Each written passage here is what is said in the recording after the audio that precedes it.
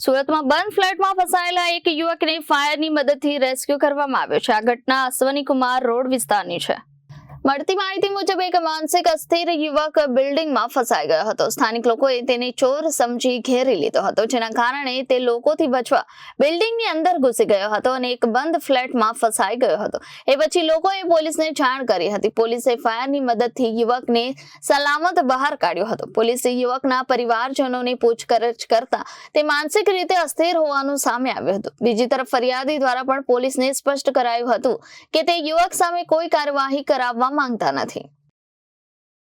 कल एक Ashwini Kumar police station पराछा पुलिस स्टेशन के अश्विनी कुमार हद में एक ऐसा मामला सामने आया है कि एक आदमी जो है वो चोरी करने गया और वो बालकनी में फंस गया। तो घटना की पूरी विगत ऐसी है कि वो एक मेंटली चैलेंज्ड एक आदमी है जो कि इधर उधर रखड़ रहा था और वो लोग उस पर हल्ला करने लगे तो वो डर के मारे वहां पे जाके छुप गया। ये घटना की पूरी वारदात है और जो भी फरियादी है उनको हमने पुलिस स्टेशन बुलाया, उस बंदे को भी पुलिस स्टेशन हम लेके आए और उनको जब पता चला कि ये मेंटली चैलेंज है और वो चोर नहीं है तो उन्होंने वीडियो स्टेटमेंट में बोला है कि हमें कोई फरियाद नहीं करनी और वो चोर नहीं। रिपोर्टर अरविंद राठौड़, जनादेश न्यूज, सूरत।